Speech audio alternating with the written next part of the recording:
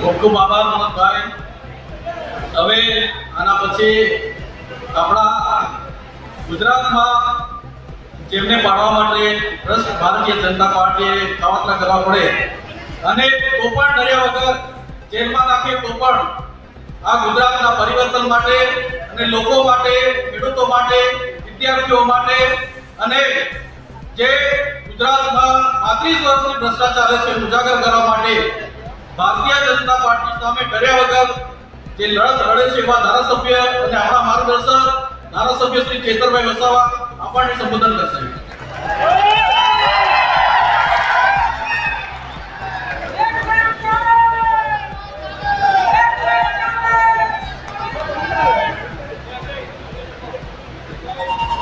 જોહાર. આવું ધીમું ધીમું ના ચાલે ભાઈ. બધા બે હાથ ઊંચા રાખીને જોરથી નારા લગાવીશું. ભારત માતા કી ભારત માતા કી જય જવાન જય જવાન.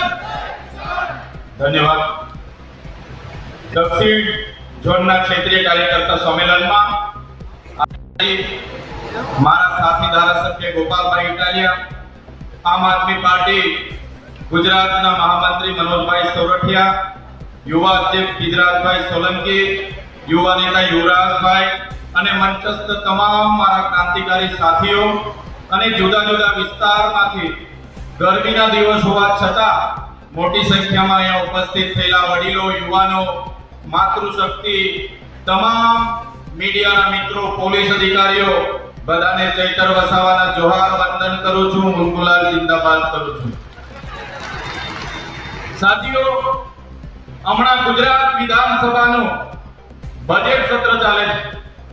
તમે બધા જોતા હશો, ગોપાલભાઈ ઇટાલિયા હોય, હું હોય કે આપણા હેમંતભાઈ ખવા હોય, ગુજરાત સરકારના 30 વર્ષનો અમે હિસાબ માંગીએ છીએ.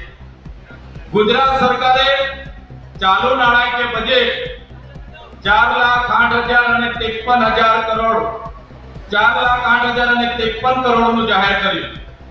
એની સામે મારે દુઃખ સાથે કહેવું પડે છે કે બજેટ જે રીતના રજૂ કર્યું એના કરતા પણ વધારે દેવું આજે ગુજરાતનું છે.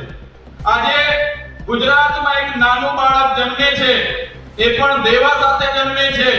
ત્યારે આપણે બધાની આ ભાજપની સરકારે આપણા ટેક્સના પૈસા, આપણું જે ફંડ, આપણું જે બજેટ જે પ્રકારે એમના તાઇફાઓમાં વાપરે છે એનું આ ઉત્તમ ઉદાહરણ છે. તમે સૌપ્રથમ પહેલા દિવસે જોયું હશે, બજેટ જ્યારે રજૂ થવાનું હતું ત્યારે આ તમારા ધારાસભ્યએ ગોપાલભાઈ ઇટાલિયા હોય કે હેમંતભાઈ ખવા હોય, અમે ગુજરાતની ભાજપની સરકારને કીધું કે આ પ્રજાના ટેક્સનું બજેટ, પ્રજાના વિકાસ માટે આપણે રજૂ કરી રહ્યા છે. ત્યારે એની જે ગૃહમાં ચર્ચા થતી હોય એનું લાઈવ પ્રસારણ થવું જોઈએ કે નહીં થવું જોઈએ? રાજ્યસભા લાઈવ થતી હોય, લોકસભા લાઈવ થતી હોય, દેશની તમામ વિધાનસભાઓ લાઈવ થતી હોય, દેશની સુપ્રીમ કોર્ટ લાઈવ થતી હોય, હાઈકોર્ટ લાઈવ થતી હોય, દેશની સેશન કોર્ટો લાઈવ થતી હોય, ત્યારે ગુજરાતની વિધાનસભા પણ લાઈવ થાય એ માંગ અમે ગુજરાત વિધાનસભામાં વખતે મૂકી અને અધ્યક્ષશ્રીએ કહેવું પડ્યું કે તમારે કોંગ્રેસ પરથી શીખવાનું છે. અમારે કોંગ્રેસ પાસેથી શું શીખવાનું છે? કોંગ્રેસે 30 વર્ષ એમની કોંગ્રેસ અને ભાજપની યારી, એમની ભાગીદારી અને એમની ટકાવારીથી રાજ કર્યું છે, એમની જુગલબંધીથી રાજ કર્યું છે. જ્યારે આમ આદમી પાર્ટી ગુજરાતમાં એક મજબૂત વિપક્ષ તરીકે આજના ગૃહમાં પણ ગુજરાતની જનતાનો અવાજ બને છે.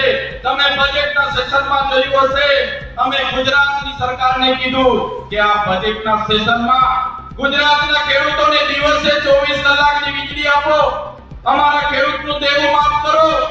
અમારા ખેડૂતને જ્યારે આકસ્મિક મૃત્યુ થાય, ખેડૂત પર વીજળી પડે, ખેડૂતને ખેતરે સાવધાન મારે, ખેડૂત પર ઝાડ પડે, ખેડૂત તણાઈ જાય, ત્યારે માત્ર ખેડૂતને નહીં, ખેડૂતના પરિવારને પણ એનો વીમો મળવો જોઈએ. ખેડૂતના પાક નુકસાની થાય, એ પાક નુકસાનીનો પણ વીમો મળવો જોઈએ. એ રજૂઆત આ તમારા ધારાસભ્ય એક ગોપાલભાઈ ઇટાલિયા હોય હેમંતભાઈ ખવા હોય કે ચૈતરભાઈ વસાવાએ વિધાનસભામાં કરી છે. તમારા ધારાસભ્યએ તમે જોયું હશે વિધાનસભામાં શ્રમિકો માટે પણ અમે અવાજ બન્યા છે.